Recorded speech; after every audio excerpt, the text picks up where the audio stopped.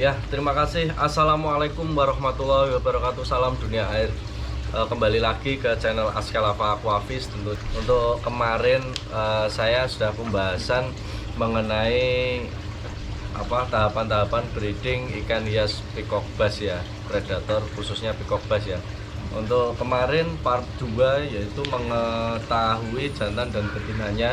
Lah untuk yang ini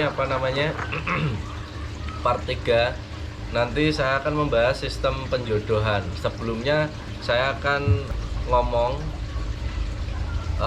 bisa recommended kepada teman-teman atau di seputaran kalian ada yang perlu direview untuk kita kunjungi, komen saja di bawah video kali ini. Misalnya pedagang atau penghobi ikan yang unik atau dan lain sebagainya lah untuk disajikan di video Askalava Aquafish ya.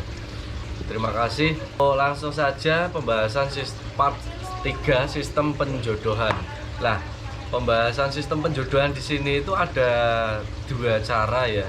Kalau saya pribadi pengalaman saya, jadi kan hias peacock bass ini itu perlu kalian jodohkan dengan cara paksa, atau untuk yang sistem keduanya kita bisa cara sistem koloni ya, artinya sistem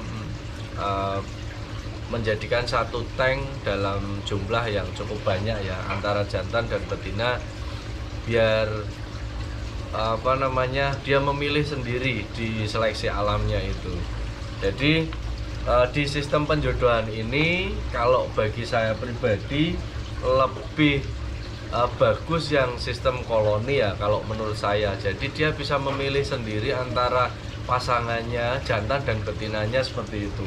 Lah, tapi juga bisa dengan cara sistem paksa. Paksa artinya kita harus tahu dulu, untuk pembahasan kemarin part 2 kita kan sudah menentukan jantan dan betina. Ketika kita sudah menentukan jantan dan betina, berarti kita sudah paham antara jantan dan betina yang mau kita paksakan untuk berjodoh. Nah, biasanya kalau ini saya akan membahas dari dua sistem ini, nanti manakah yang lebih efisiensi bagi teman-teman, silahkan nanti bisa coba sendiri di tempat kalian atau di rumah kalian yang notabene ingin belajar sistem penjodohan ikan hias peacock bass ya. Kalau bagi saya ini untuk sistem yang pertama yaitu sistem penjodohan paksa. Sistem penjodohan paksa di sini menurut pengalaman saya pribadi oke lah, enggak masalah.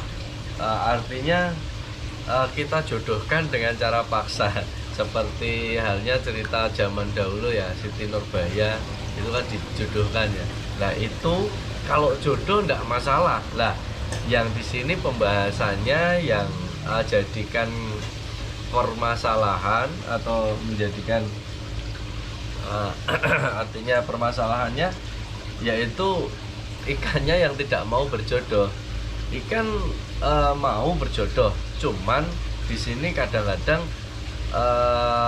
dia tidak lulus untuk membuahi. Artinya jantannya itu sendiri juga tidak bisa 100% untuk membuahi, karena memang kemungkinan kalau dia bisa ngomong dia tidak berjodoh, artinya tidak suka sama lawan jenisnya. Jadi kesusahannya di situ. Nanti kita cari pasangan lagi, kita jodohkan lagi, butuh waktu lagi. Jadi sistem penjodohan paksa ini memakan waktu yang lebih lama ketimbang sistem koloni. Jadi sistem penjodohan ini, faktor yang pertama kita harus tahu jantan betinanya, usia juga sudah usia yang seharusnya produktif itu usia berapa bulan. Nah itu kita juga harus paham dan harus menentukan itu. Ketika dia dijodohkan, semisal kita mendeteksi betina itu nggendong telur ya, berarti kan kita sudah bisa menentukan oh itu masa kawin. Lah ketika betinanya itu gendong telur, kita carikan jantan yang lebih, kalau pengalaman pribadi saya, carilah jantan yang lebih gede ketimbang betinanya. Jadi tatkala nanti kalau mau bertelur biasanya bertengkar dulu. Lah kalau misalkan jantannya itu lebih kecil biasanya kalah. Nah, kenapa kita harus pilih jantan yang lebih besar supayanya nanti ketika dia mau bertelur dia berantem itu betinanya yang tidak terlalu agresif. Karena apa? Kalau betina terlalu agresif nanti untuk pembuahan, untuk sistem geseknya bagi jantan itu kurang maksimal nanti. Jadi alhasil ketika kita tetaskan nanti telurnya tidak jadi. Misal pun jadi paling 50%.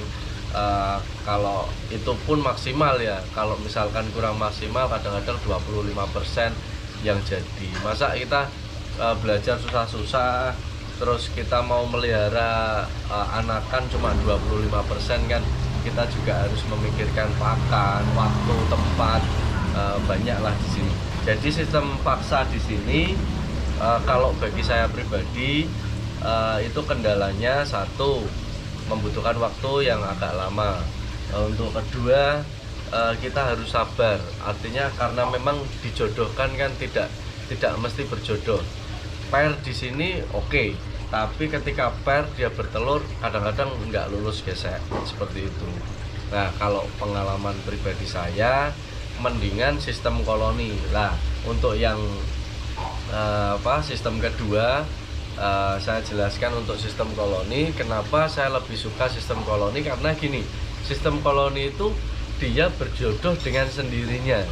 Ketika dia sudah pair, kita sudah tahu kalau dia berjodoh, lah itu lebih gampang sekali untuk memindahkan dalam satu tank seperti ini. Alhasil nanti tidak usah lama-lama lah, paling 2 minggu atau 3 minggu kalau dia memang gendong telur, dia berjodoh, dia pair, pasti dia ngeluarin telur pertamanya. Lah untuk pengalaman saya pribadi, biasanya telur ikan peacock bass itu kalau misalkan betinanya belum pernah bertelur, paling 1, 2, 3, 4 kali baru kita menemukan proven. Misalkan 1, 2, 3 proven bisa, cuma kalau sepengalaman saya pribadi jarang sekali. Jadi biasanya sampai 3 telur, 4 telur, kelima itu biasanya proven lah. Artinya mereka juga harus saling mengenal. Artinya mereka juga harus kalau bahasanya manusia dapat chemistry lah, artinya berperan aktif satu sama lainnya.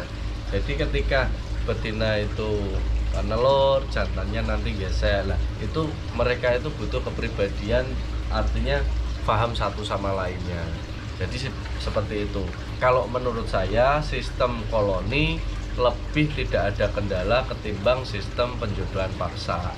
Jadi kalau pengalaman pribadi saya, mendingan kalian cari ikan proven pair di sistem koloni kalau menurut saya. Jadi itu tidak makan waktu yang agak lama, kita juga sudah tahu mereka pair gitu, jadi lebih gampang untuk pembudidayaannya. Selanjutnya kita harus kasih pakan yang cukup, terus air yang bagus, kita beri media substrat untuk dia bertelur. Nah, paling itu saja sih. Jadi untuk pembahasan kali ini di part 3 ini sistem penjodohan yang bisa saya jelaskan, yang bisa saya utarakan menurut pengalaman pribadi saya seperti itu. Terima kasih yang sudah mau menonton video dan tayangan kali ini.